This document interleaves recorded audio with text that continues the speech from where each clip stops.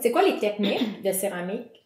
Tu disais, il y en a plusieurs, là. C'est vrai, ça doit être vraiment, vraiment vaste, mais c'est quoi les techniques principales classiques que quelqu'un pourrait s'attendre à apprendre dans un cours? C'est sûr que le tournage, c'est une des techniques les plus populaires et puis un peu incontournables parce que on parle toujours, quand on pense à la céramique, on parle de poterie. Puis la poterie, c'est ça, c'est être sur le tour, puis apprendre à façonner une pièce à partir d'une boule de terre qu'on monte. Donc c'est des gestes précis, puis ça se transmet de génération en génération. C'est vraiment, il y a une tradition depuis des siècles de ça. Mais il y a aussi le façonnage, puis en Amérique, la roue a été découverte très tard, donc il y a vraiment beaucoup plus une tradition autour du façonnage que du tournage.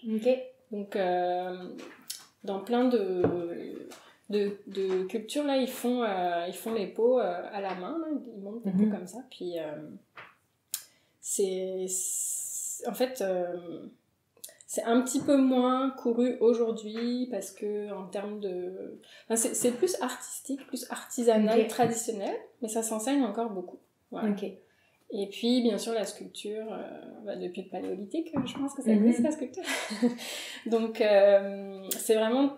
Si je devais définir la céramique, tout ce qui se fait en argile, je dirais que ça, c'est les 3 grandes familles. Mais après, évidemment, il y a énormément de choses qui existent. Chaque communauté a sa manière, ses gestes, voire chaque artiste a sa manière de tourner ou sa manière de façonner.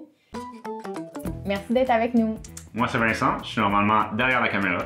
Si vous voulez faire partie du mouvement et apprendre avec nous comment améliorer le quotidien, venez nous rejoindre dans le Club Renard.